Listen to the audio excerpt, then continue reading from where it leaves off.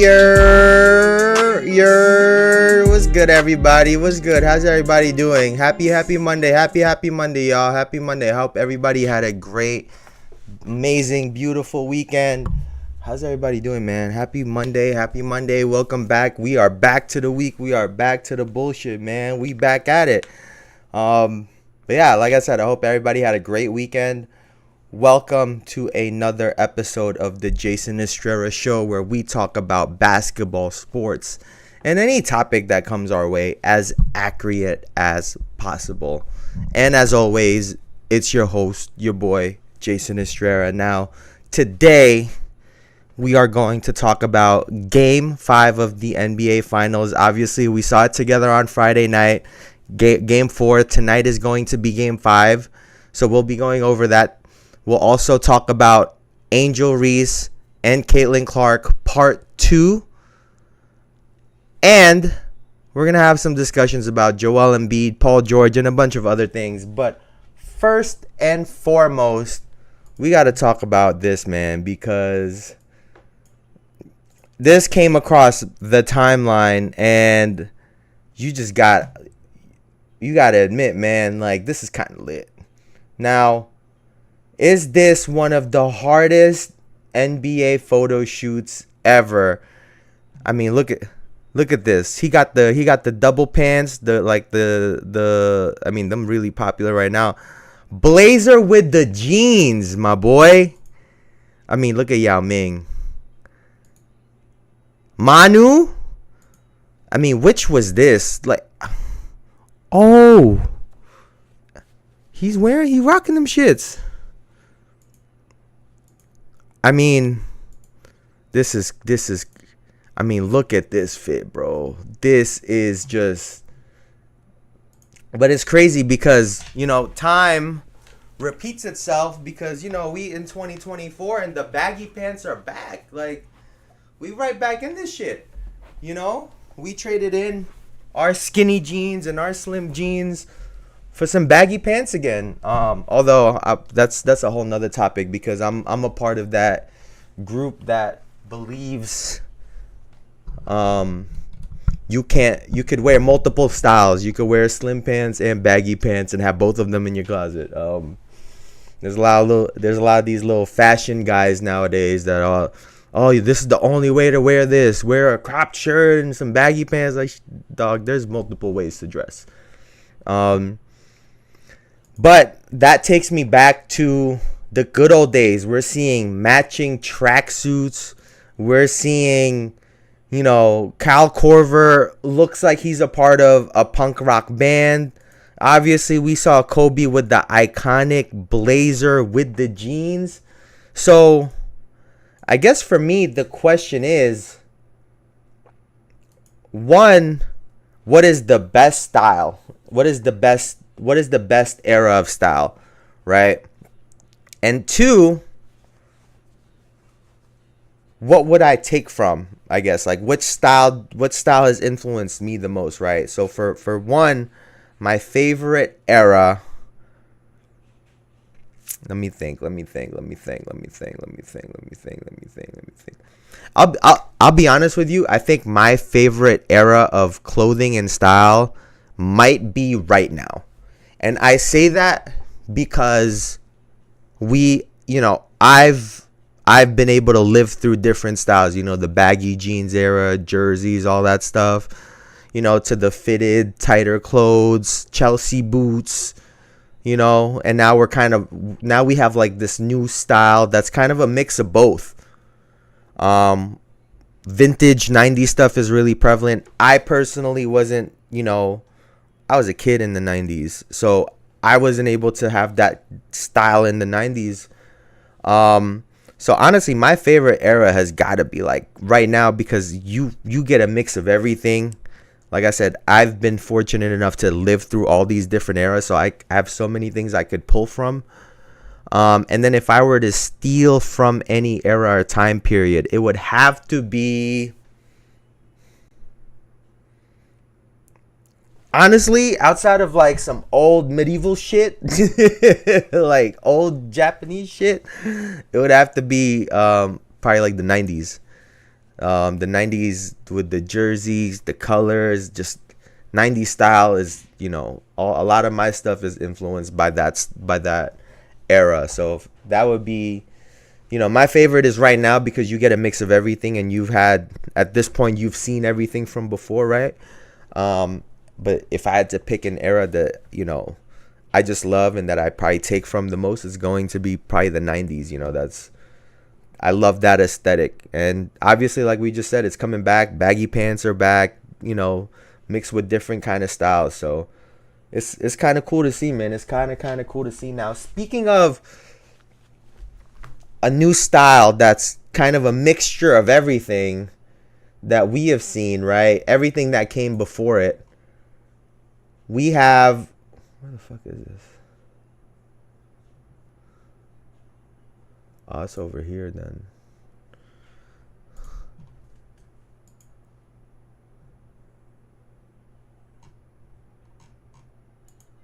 Yeah, because it's not there. We also have Kevin Durant was just fucking... We've seen this guy hooping absolutely everywhere. Shoot.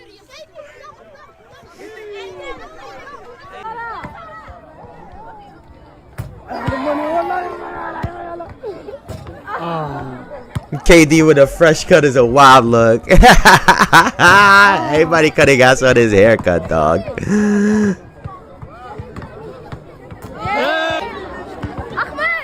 This part, if he didn't go to Golden State, he'd be viewed as one of the most likable athletes of all time.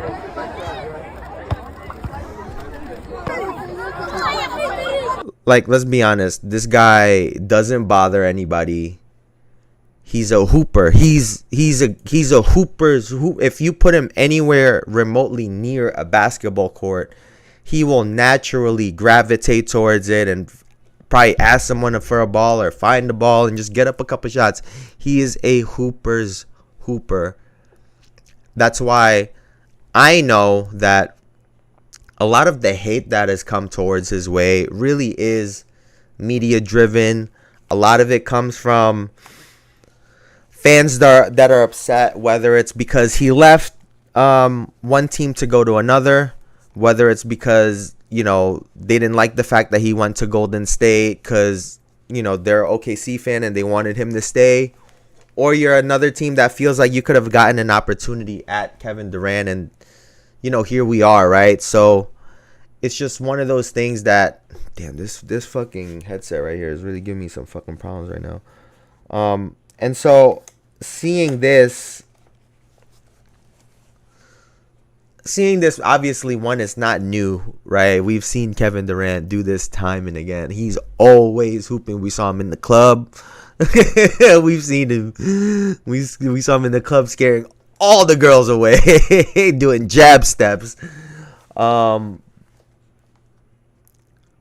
But, that's something that us as sports fans, us as hoopers, that's something that we love about Kevin Durant. To me, it comes off as a guy that's in the house doing jab steps, euros, like in the crib, at Walmart. Like, he comes off as that kind of person to me. And to me, that makes him really relatable, right?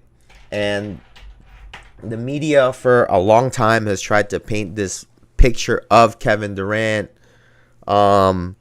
because he's more of a quiet guy, because he's more of a introvert and not an extrovert, because of X, Y, and Z. And what we've really seen is just a person that's himself all the time, and you gotta love that and respect that. So, despite all the hate, I don't know how you could hate this person. I'm gonna be honest with you. Like, I don't get it. I truly do not get it. And but I guess that's just a part of it, right? That's a part of his fame. That's a part of everything, right? You live long enough to die as a hero. You either die a hero or you live long enough to become the villain. And that's kind of what happened to him. He don't really bother nobody, but because of some of the decisions that he's made, it's painted him in this light. And it's kind of like, regardless of what he does at this point, people just kind of hate him, and there's always new players and new talent coming in and year out. So what we're seeing is time is kind of moving, and KD's kind of himself and his consistency. No one gives a fuck about that stuff. So the NBA kind of just moves on to the next. But we love KD, and we know what he does. So speaking of someone, well, we love KD, but now we switch we pivot a little bit to someone that don't really like KD, or has historically not been a fan of KD, which is Charles Barkley, and he had this to say. And I just want to say, I've talked to all the other networks, but I ain't going nowhere other than TNT. But I have made the decision myself. No matter what happens, next year is going to be my last year on television. And I just want to say thank you to my NBA family. You guys been great to me. My heart is full with joy and gratitude. But I'm going to pass the baton at the end of next year. I hope the NBA stays with TNT. But for me personally, I wanted you guys to hear from me, because I'm not doing any more interviews. Don't y'all be calling me. So obviously there, Charles Barkley is talking about retiring, essentially, retiring at the end of next season when the NBA goes from TNT to NBC, right? NBC Sports.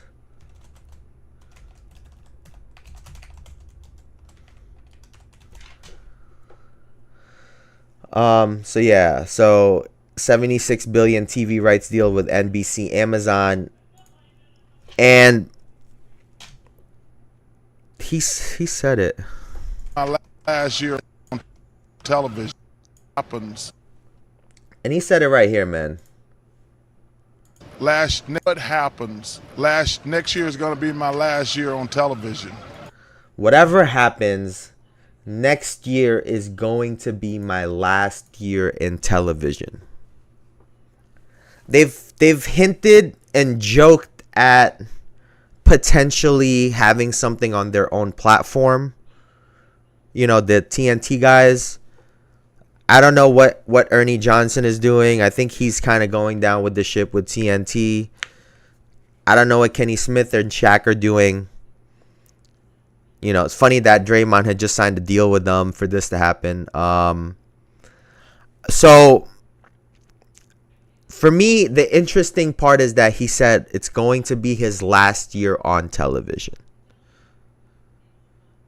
And I would imagine that for them who are older now, I'm not sure where Barkley lives exactly, but having to fly in and out of just to but flying in and out of Atlanta, because I know that's where they were, right? Yeah, so he's in Arizona. So you got to think about that. Every week he's got to fly into Atlanta just to do a show. In the playoffs, it's a lot worse. When he could just do a podcast from the comfort of his home. Remember, he said television. And I think a lot of it has to do with just the ability to have some freedom, have it on his own platform, be able to say what the fuck he wants to say, be able to invite who he wants to have on the show, and something that's his, right? Something that he can do on his time, in his location. So I don't think that's next year, at the end of next year, that's going to be the last that we see or hear from Charles Barkley. I think it'll be the last that we see from him on television for the most part. But I would imagine that they could do this for longer, just talking basketball, talking sports, from home. Sometimes it don't even seem like this guy be watching the game anyway, so just do it from home. Fuck it. Why not just do it from home? do exactly this. Set this up with the guys, because y'all probably all live in different cities and different places. You, Shaq, Kenny, and Ernie, and y'all can get it rocking. Get on a Discord call once, twice a week. Y'all can just be home. Boom, boom, boom. It's on your own shit. All of a sudden, we still have inside the NBA, just packaged a little bit differently. So that's kind of what I'm expecting to happen. Obviously, it'll depend on what everyone else is going to do. But I think this is Barkley basically retiring from television. All of the awards that he gets on TV, it'll just be switched over to something else, and they'll be on YouTube or whatnot. So that's what I expect Barkley and that crew to do. I'm pretty sure I heard a report that Ernie's just, like I said, going down with the ship. So it's really going to come down to whatever Shaq and Kenny decides to do. Kenny seems like he likes this still. Like, he likes breaking down games and going out and doing X, Y, and Z. So who knows what he's going to do. Maybe he'll do a little bit of both. But yeah, man, I do think that this is not the end. This is not the last that we're going to hear from Charles Barkley. And that was just him saying, basically, stop calling me, all you other TV networks. I'm not signing with y'all. I'd rather have my own shit. So yeah, man. What do we have next?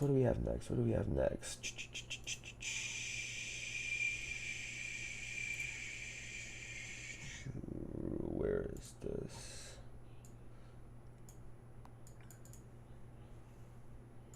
Bam. So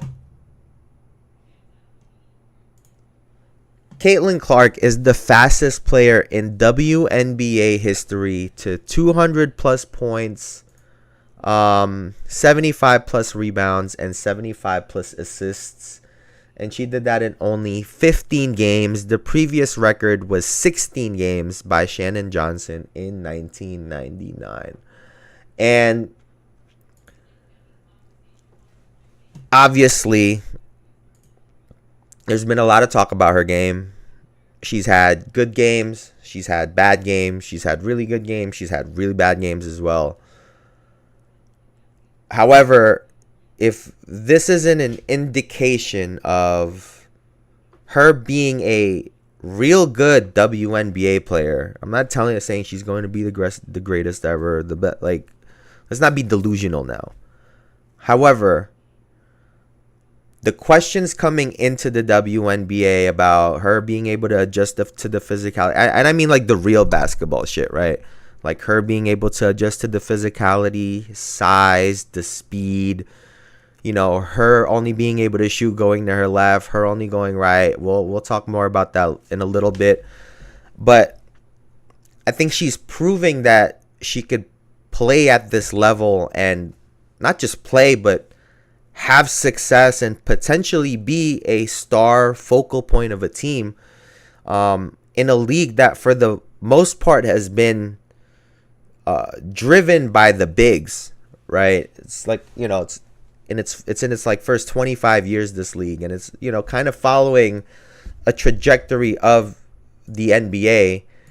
Obviously it was a different time, but the same thing. It was a big dominated game, and they went from inside to outside, and Caitlin Clark could be that person that kind of shifts it. I guess it started with Sabrina.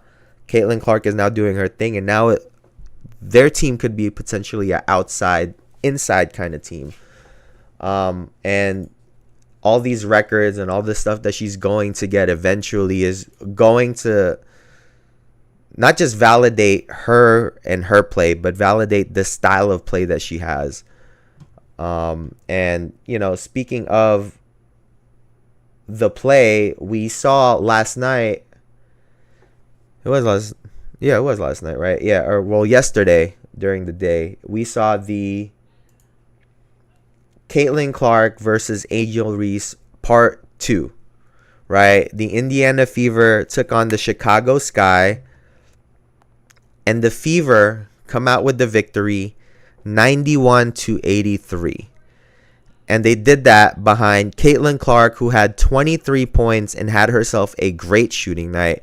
went 7 of 11 from the field, 3 of 7 from 3, 6 of 6 from the line, and she also grabbed 8 rebounds, had 9 assists, 2 block shots, and ended the game with 5 turnovers as well. Aaliyah Boston added in 19 points and 14 rebounds, continuing her great play. She also got 4 assists and 5 block shots to go, and she shot 9 of 13 from the field, 1 of 4 from the line. And for the Chicago Sky, we saw Marina Mabrey get 22 points, go 10 of 22 from the field, 2 of 7 from 3, grab 3 rebounds, 4 assists to go with 2 steals. Angel Reese had 11 points, 4 of 13 from the field, 3 of 3 from the line, 13 rebounds with 5 assists, 2 steals, and a block shot. Kennedy Carter also added in 18 points, went 8 of 14 from the field, 2 of 3 from the line, with 4 assists and 1 steal. So let's take a look at how this game turned out.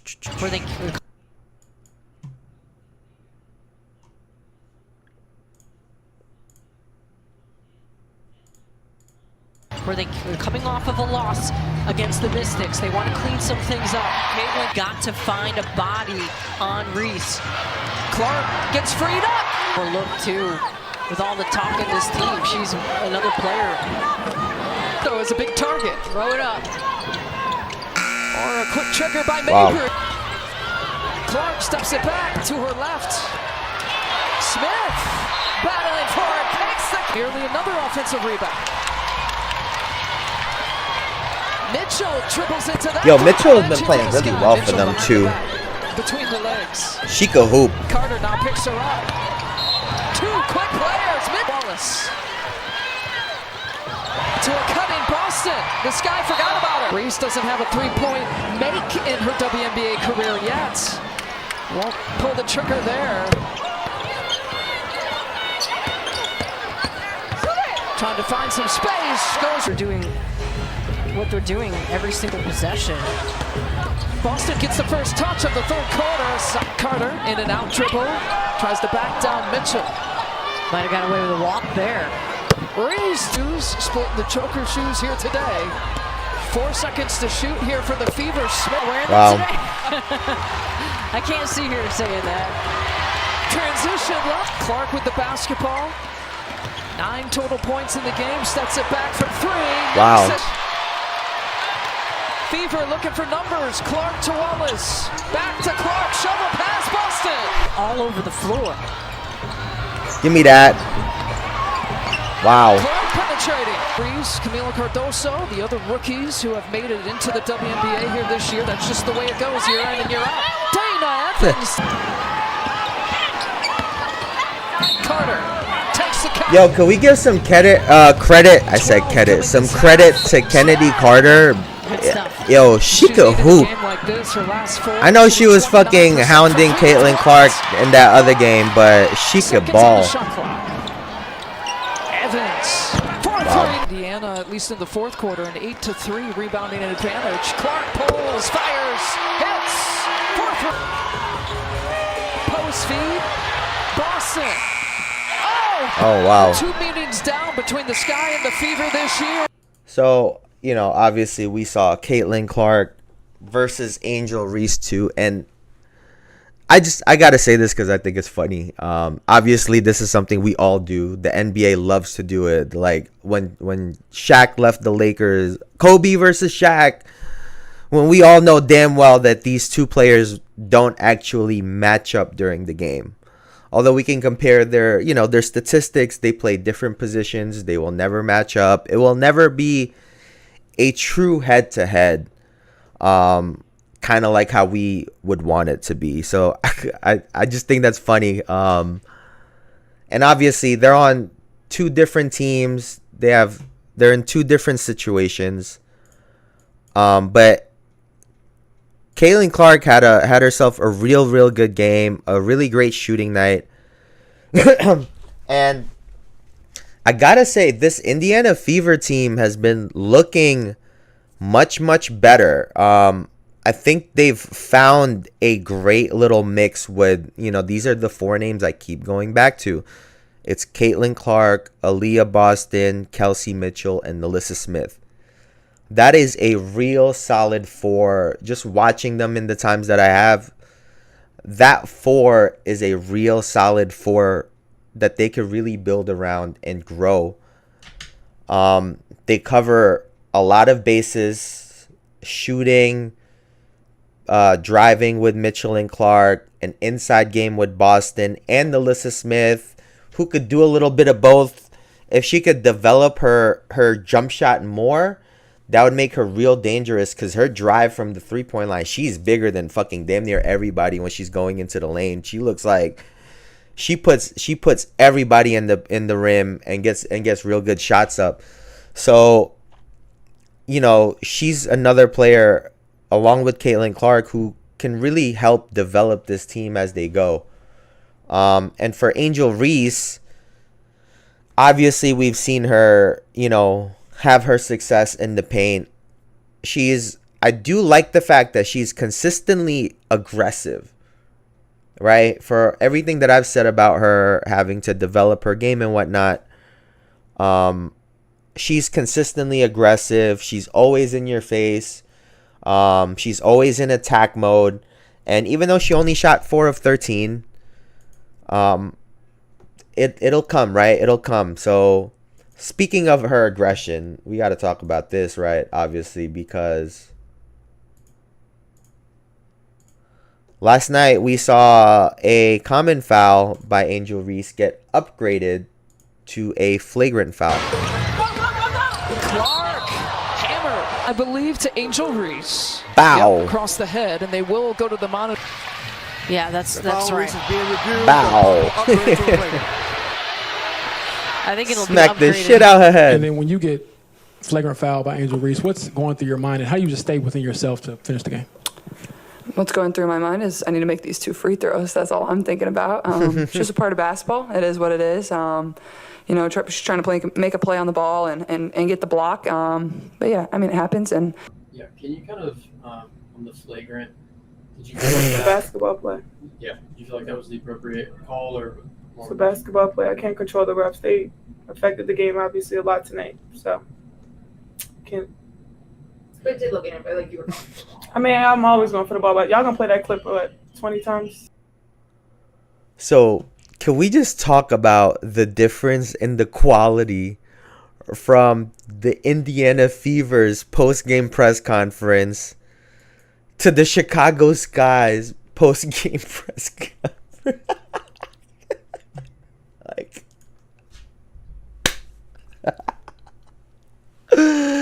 do y'all see the difference in their post-game press conference?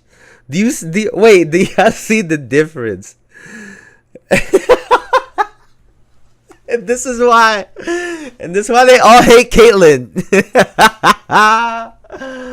Like, bruh, why you wish you was CC, Elijah? That shit's hilarious. For me to think about,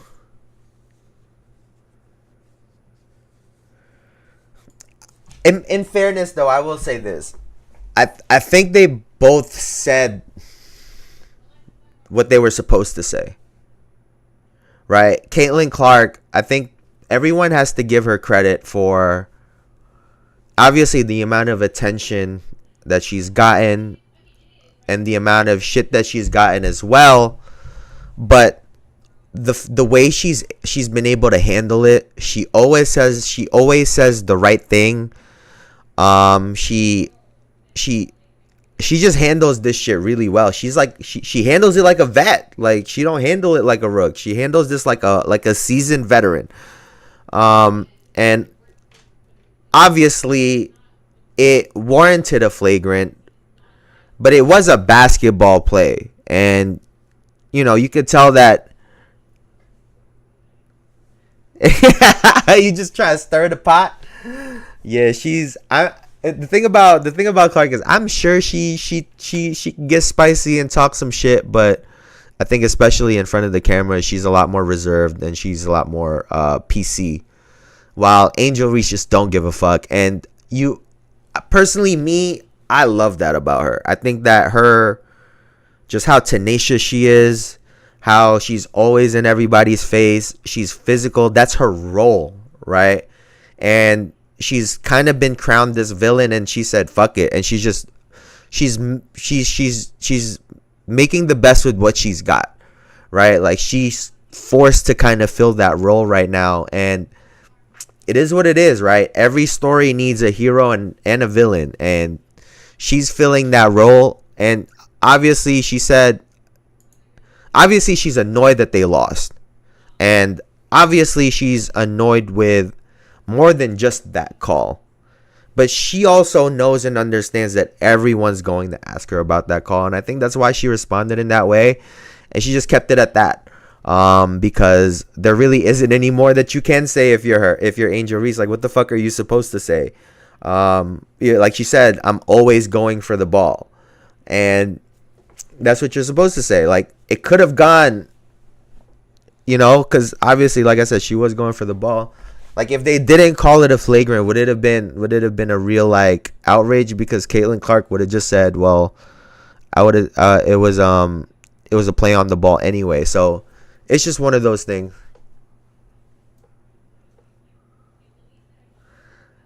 You think so? Outside of her crying after the national championship, which I kind of understood, because there's a lot of emotions in that, and her talking about everyone coming at her, my perspective was like, this is a part of the popularity. This is a part of this role and persona that she puts out, right? So I don't know. I guess, did she say anything else? Maybe I missed it. Did she say anything else? But as far as what she said at the press conference, I didn't have a problem with it. Like I said, I think she said what she was supposed to say. She was making a play on the ball, and it is what it is. Like, she really can't say nothing else. But I guess we could. And this is the part that, everyone talks about, right? Is Caitlin Clark getting special treatment? I mean, do we really got to talk about this? Do we really got to talk about this? Okay. For the people that are new, right?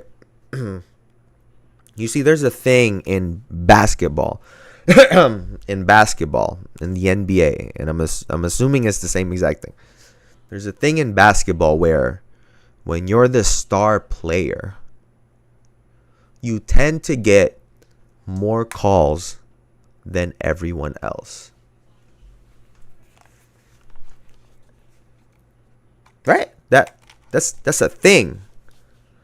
And I think what people don't like is the fact that she's getting that Caitlin Clark is getting that kind of treatment as a rookie, because her name carries weight. Her name is a star, even though her play and production hasn't gotten quite there yet. But obviously she gets special treatment.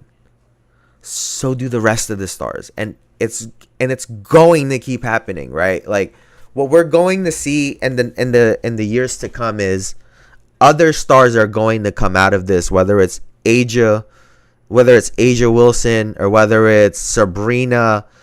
And referees historically protect scorers in general, unless they don't like you because you fucking foul everyone on offense, or you yap at the referees. But this is a part of the sport. So yes, especially with the rise in popularity, and they're going to be making a shift with the WNBA. Trust me, it's going to get less physical over time. So all this shit is going to shift. And if they haven't gotten special treatment already, they are going to get special treatment, whether you're like a Sabrina or a Asia Wilson. Or, I mean, think about it like this, right? Asia Wilson currently is scoring almost 28 points a game. if they just give her another 3 or 4 free throws, which is 2 personal fouls on the other team, just because they're trying to push her over the top, she gets to 30. Now think about how awesome that looks. She's averaging 30 and 13. That shit would sound crazy. And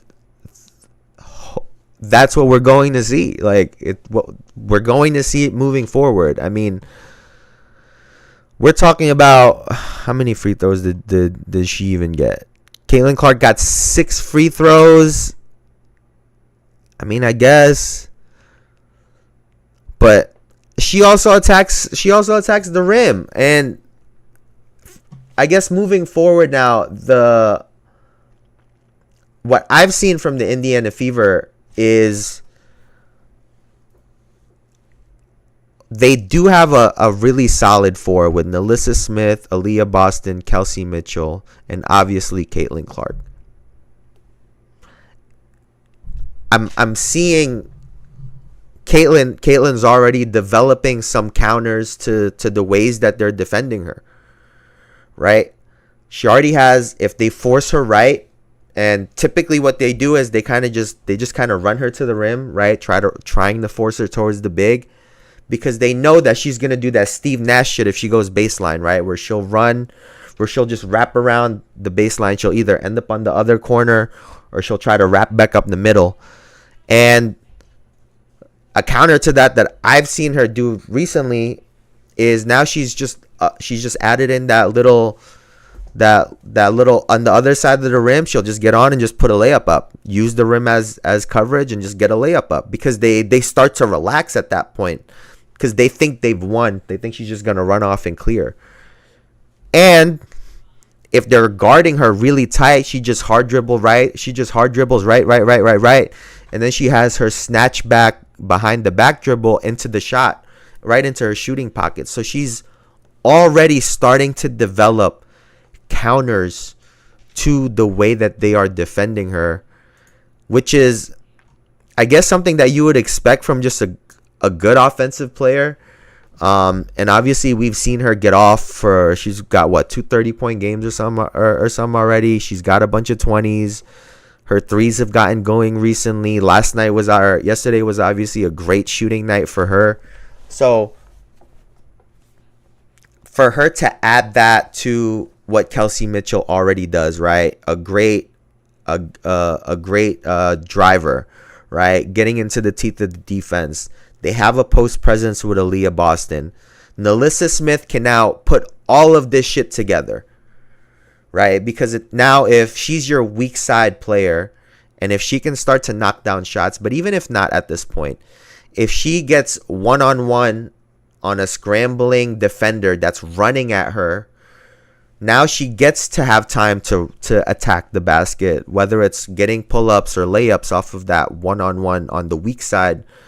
Now it unlocks what she's able to do. And now all of a sudden you have this great little system that works, because they, at least from looking at it right now, they seem to complement each other really well, actually. And if Caitlin Clark can continue to hit shots, it'll open things up for the other 3 players. So look for that moving forward, because I do think that they are trending up, because there's a synergy there that I see happening, right? And the other part of it is what jealousy, what hate that we think Caitlin Clark had coming in. And I would imagine that she had some coming in.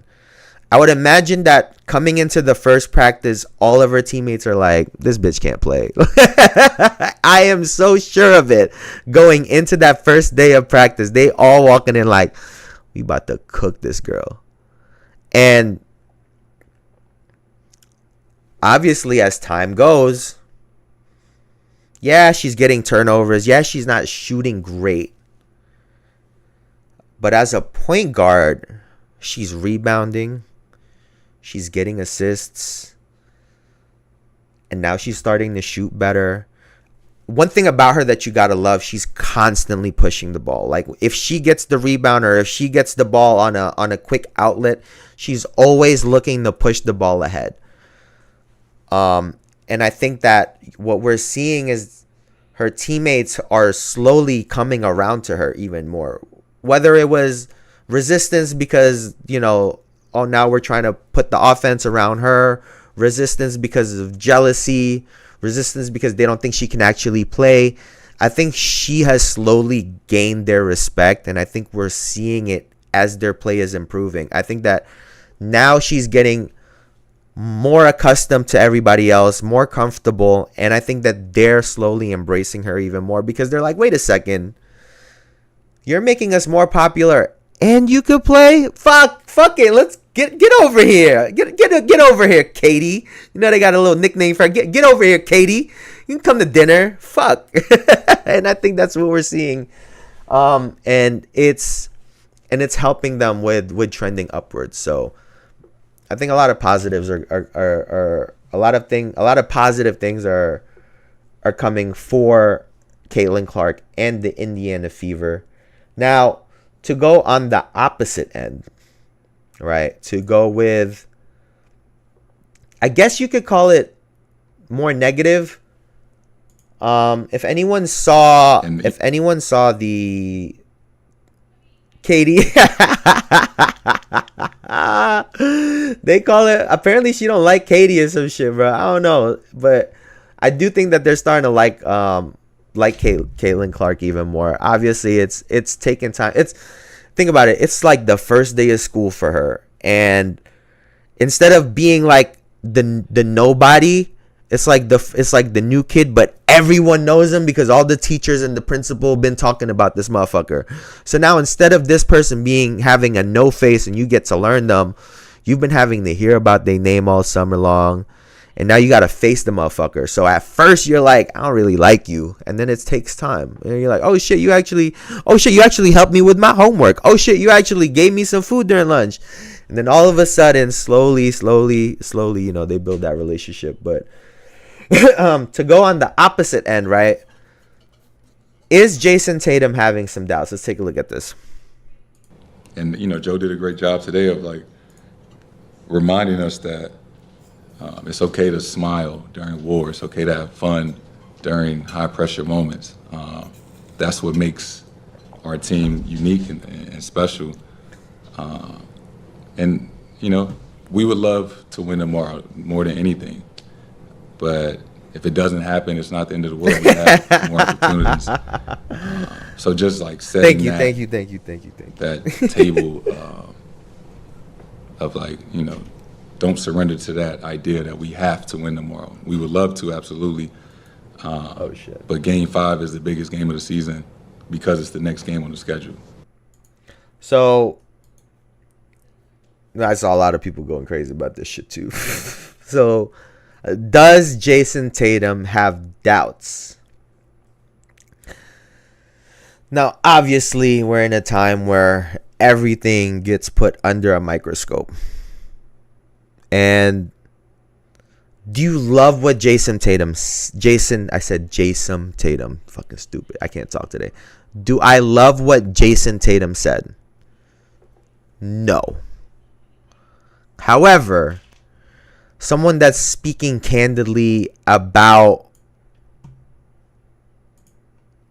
their series, and I don't know if you've ever heard this, but they've said that when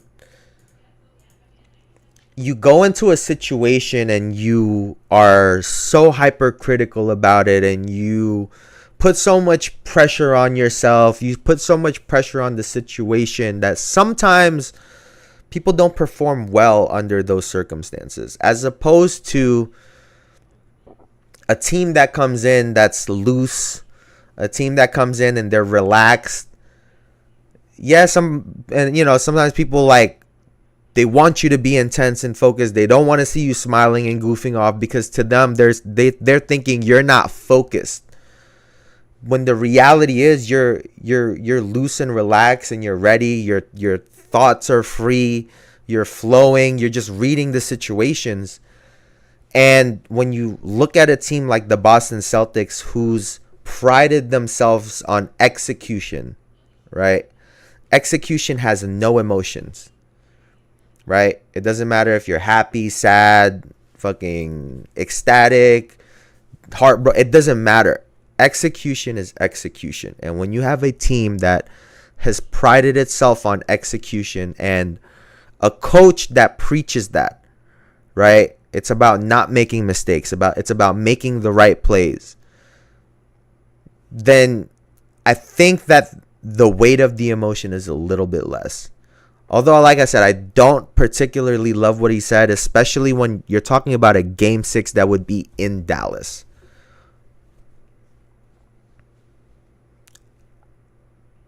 I mean, I wouldn't mind it, because let's be honest, I called 6 games, 4-2. They would be doing me a favor winning 4-2. Like, they'd be doing me a fucking favor. They'd make me look like a goddamn genius. But that would make it, that would make it difficult. And now you start to feel the pressure. So what does Game 5 actually look like? What can happen? So let's actually do this and take a look at what happened in Game 4, and then we'll talk a little bit more about Game 5. This shit loud as hell right now, bro. Which had whittled it to 1 by the end of the first. That was huge. As Doncic gets inside. Drives inside. Brown goes at Gafford. Layup is good. He improved on in Game 3. Only had the 9. Tatum finds some space. Three-pointer. Got it throughout these playoffs. Horford picks him up. Horford defends him well. Doncic defense here in the first quarter. Look at what a move. Dog, I love the post game.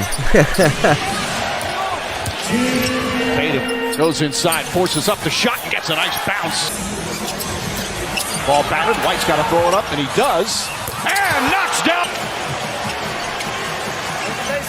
Irving, his three-pointer. That's good. Just been driving. Doncic stripped from behind by Holiday. Ball loose. Irving trying to come up with it and does. Throws it inside. Doncic and lays it up on those threes. ISO. Hauser on Doncic. Doncic turns, shoots it, score. Doncic 21 points, 3 assists. Hauser switches back. Drives on him, pulls up, jump shot, got it! Mike, why do you think I scored so many points? Jaylen Brown drives inside, shot blocked by Doncic, looking to push. Alley-oop to Gafford! Oh!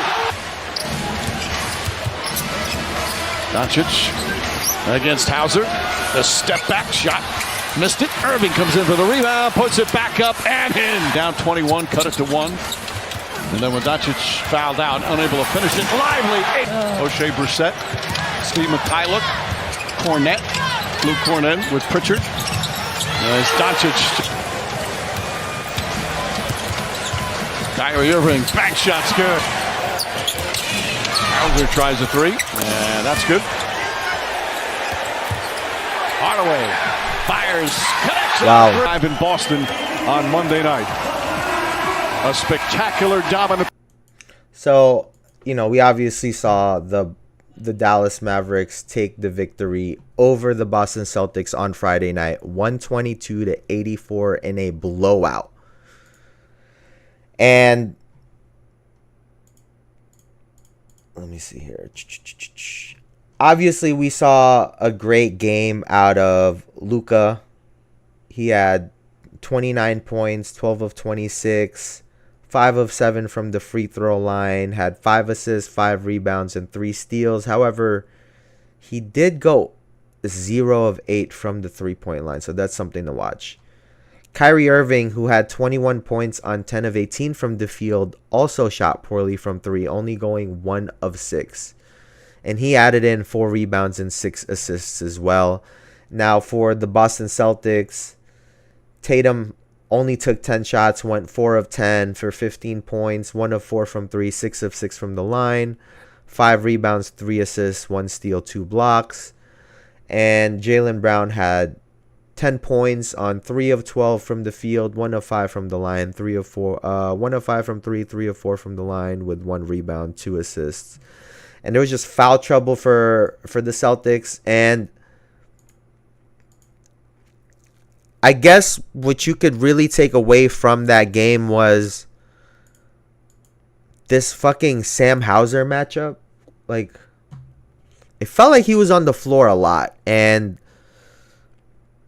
when the Al Horford one-on-one matchup hasn't been working out to the extent that I'm sure Dallas was expecting it to, I'm sure they've expected more points coming off of that matchup.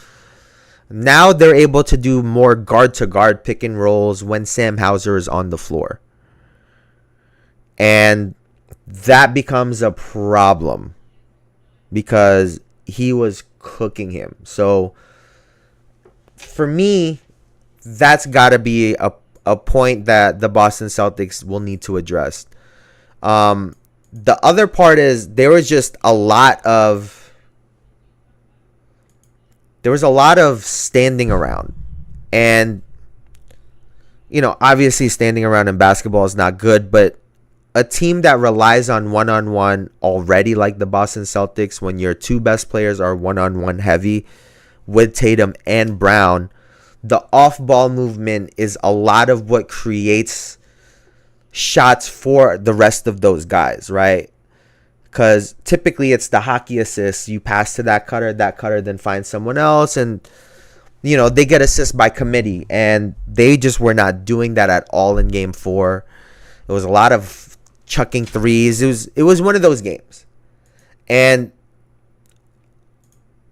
obviously we heard what Tatum had to say, but I think they're so calm and chill about it because that's really all this was. It's one of those games for them. One of those, they just played dumb as hell, right? They've had it against Cleveland. They had it against Miami. They escaped it from Indiana. And honestly, that was really on Indiana. And, the Dallas Mavericks were able to get one. And I don't expect that to happen again. What is this one? And for me, I expect the Boston Celtics to close out the NBA Finals in Game 5 tonight, which was honestly my original gut feeling, which was 4-1, and then I went 4-2 because I give Luka and Kyrie that respect, right? But I do think that the Boston Celtics win this game tonight. They win the NBA Finals. They close it out. All that talk about last game, all this talk about what Tatum had just said yesterday going into Game 5, I think all of that isn't going to mean shit. I don't think any of it is going to mean anything. And for the adjustments, we talked a little bit about it. Sam Hauser, I think, needs to be on the floor a little bit less. I know he provides shooting, but he's becoming a liability there, and it creates another person for Luka Doncic to target, as opposed to how it's currently constructed, where you really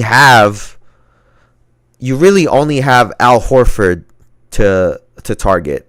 Now, I'm going to expect Tatum, White, Brown, and also Drew to play close to, if not over, 40 minutes tonight. I think all that shit that Tatum was talking about, yeah, we're just, we're not stressed about it. That don't mean they're not going to try to win, and I think we're going to expect them because, like I said, they're home tonight, and you don't want to go Game 6 in Dallas. Then you just fucking run the table of potentially going to 7. And I think Joe Mazzulla knows that and understands that. And even though he's giving them that speech of like, be chill, be relaxed, I think it's just so they can go into the game loose, right? And expect those guys to play tonight. I think they're going to try to close this shit out tonight. They're not going to go back to Dallas. And Dallas got their one. They're not going to get swept. And I think this is over. And the other part that I would expect the Boston Celtics to do is I think they have to start picking up Luka 94 feet. I don't think I saw them doing that much last game. They got to pick him up 94 feet, especially in Boston. And if he's not on the ball, then someone needs to start picking up. Actually, you can't even pick up Kyrie 94 feet neither. You're going to have to pick up Kyrie probably at like the half court. You're going to have to pick him up half court and just try to force him to get a little bit tired also. And just, like I said, play basketball. These guys were not cutting. We saw no cuts. We didn't see anything close to what they look like in games 1 and game 2. And I think that's going to be a switch. Those calls they weren't getting in game 4, I think they'll get some of those little. Yeah. Oh yeah, that's facts.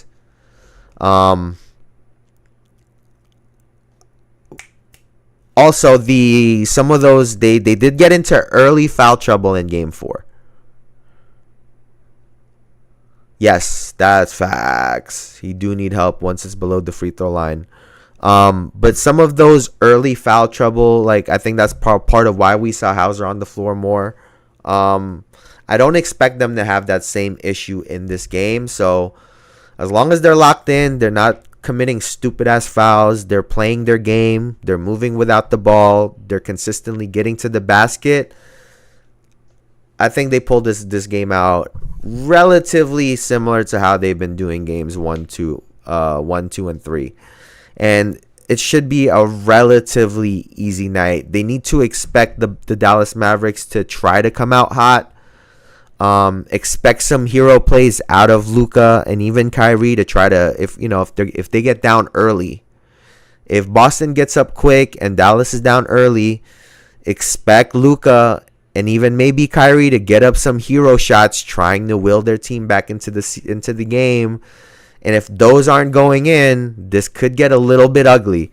So let's pay attention to the probably like the 5 to 3 minute mark or 6 to 3 minute mark in the first quarter. It'll be like a crucial moment in the game, I think, those 3 minutes. And it'll tell us a lot as to how the rest of this game will turn out. And speaking of which, we saw that last game. It was pretty early. We knew that shit was over, right? Like, we knew Boston just wasn't locked in. They were complaining and bitching to the refs about calls. It was just, we saw the kind of game that it was going to be early. And obviously, games aren't won or lost in the first couple minutes, but they do give you an insight as to the kind of mentality or mood that everybody is in and going into that game.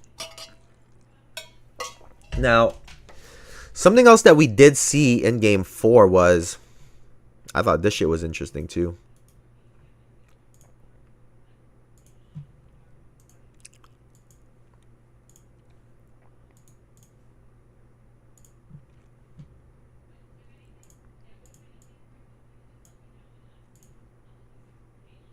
I can't stand them. I hate Boston. Great city, great fans. Obviously they got some great players, but he hurts me a lot. So hopefully, this offseason we find a way to get better and, add some pieces. And add some pieces. Hopefully, this offseason we find a way to get better and, add some pieces. That motherfucker. Add some pieces. Add some pieces, huh? Add some pieces. All right, Joel. What do we think about Joel Embiid, Paul George combination? What do we think about that? Do we like that? We don't like that? Like, what's the vibe? What's the vibe?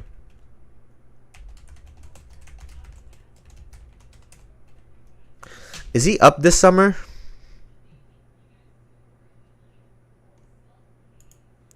What's his contract this year?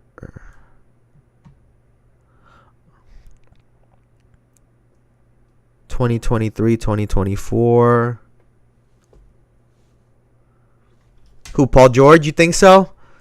I mean, he's not even up. It would have to be a trade. He has a player option in 2024-2025. So, Oh, so next year is a player option for him. So he could opt out? Is that what this means?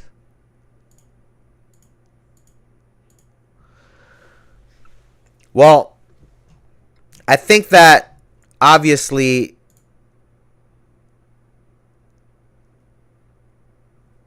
getting some more stars on that team, if you're Joel Embiid, it would obviously help, right?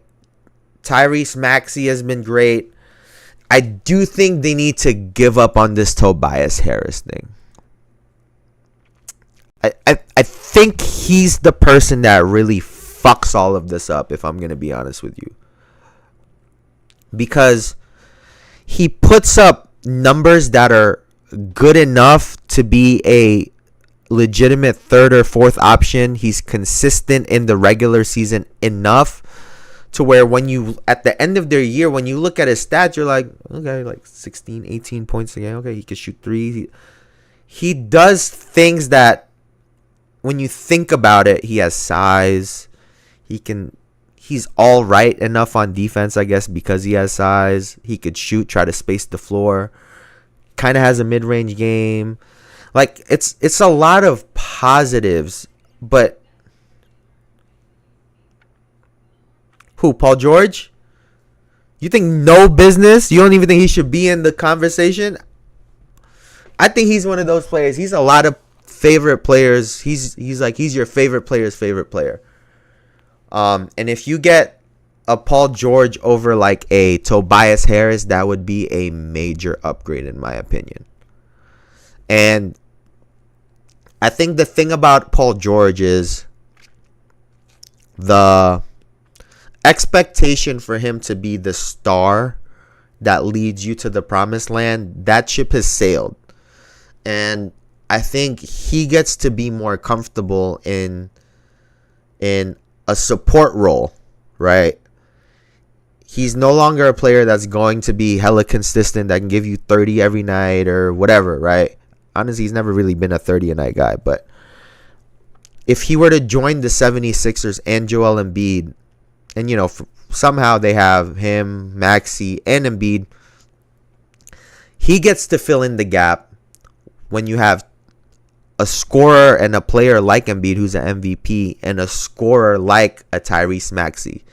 So I do think that it helps. I do think it goes a long way, because now you're not expecting a Paul George to be your first or second best player every night. You know, he can give you that at given times, right? For moments, for a game or two. But to ask him to do that consistently, he can't do that for you. But now you ask him to play defense, hit some shots when he needs to. Now he gets to play ISO basketball, because Joel Embiid and Maxey are gonna you know, demand attention. I do think it could work. It could work. But now you got to start looking at, you know, who else is gonna, you know, your other shooters. I guess they still have Kyle Lowry, who's been solid, but he's getting much, much older. Like, there's a lot of things for that roster that you're gonna need more than just a Paul George, right? I think they could have made a run for it even with this year. With just how Embiid was playing, the way he slows the game down. If the game is close down the stretch, I think the 76ers have a chance against anybody, the way that they were playing. And so adding Paul George to that, where you're not going to require too much out of him, I think could work. But I also think that the 76ers do need to think about getting younger. Because how old is Paul George about to be?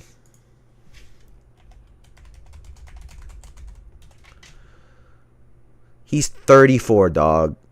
Like, he's 34. Joel is 30. Like, we now you're looking at all of your guys, and then Maxey's what, like 20 fucking. He's 23. It's just like, I think they need to go a little bit younger.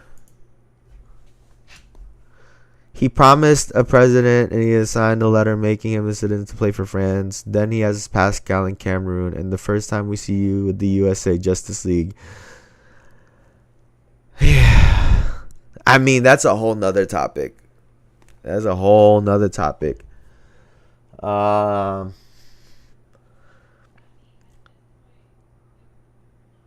you're saying he should have played for either France or Cameroon?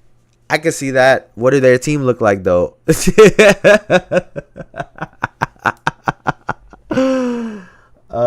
Yeah. Wait. If he's on France, what did he play with? No, that's Greece, right? I was gonna say Greek the Freak. No, that's Greece.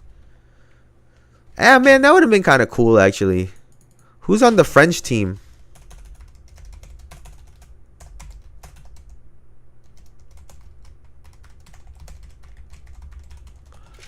Who is on this team?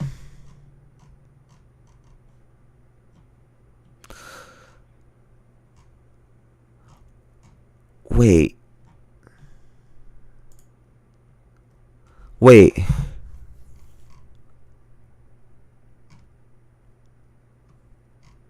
Vincent Colette.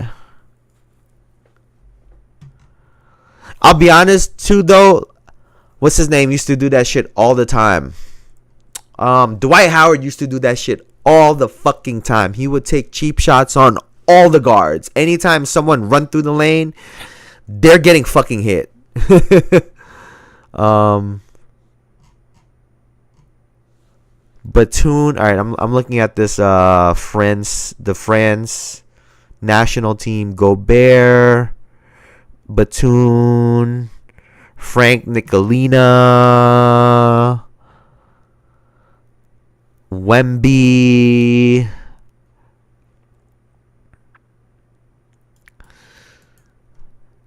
if they would have had Fournier, if they had a better guard, I'm not gonna lie. If France has a better guard, if they have just a better guard that I'm aware of, I mean, one of these guys could be good, and I just don't know. If France has a better guard other than Frank Nicolina, I think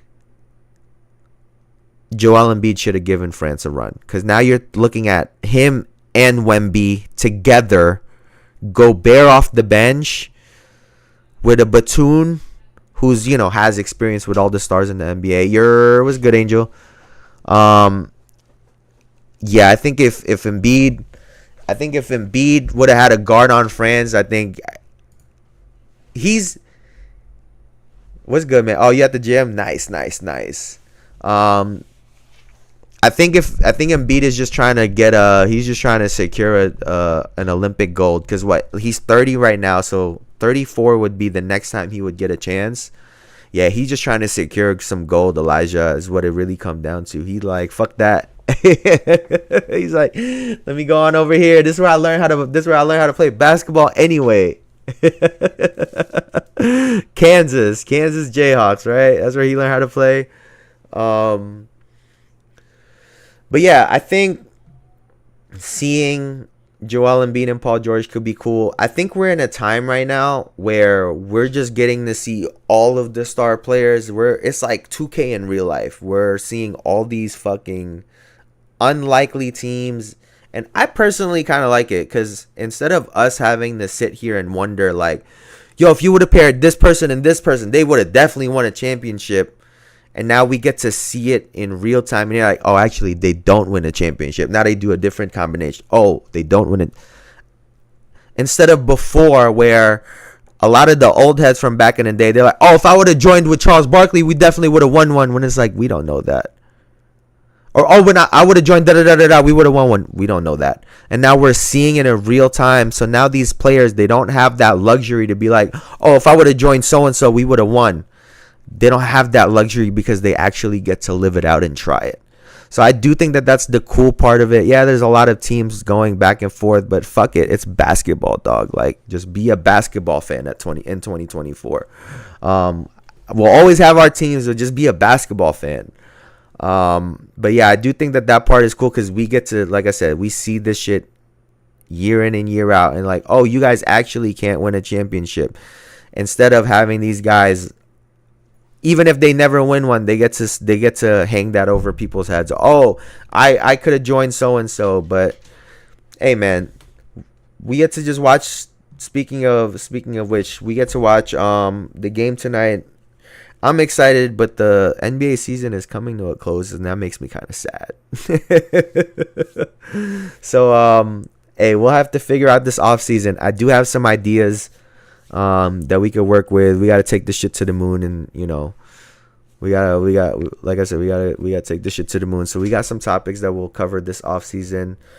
I'm gonna head out right now in a second. I'll be on later to watch the game as always. We get to check that out. But thank y'all for hanging out with me, man. I really appreciate it, as always, coming out with me on a Monday and chilling.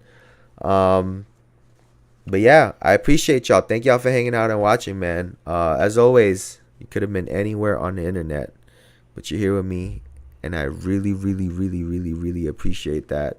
So thank y'all. I'm gonna sign off. We gonna watch this game later. Thank y'all for coming and hanging out with me, man. I'll see y'all later.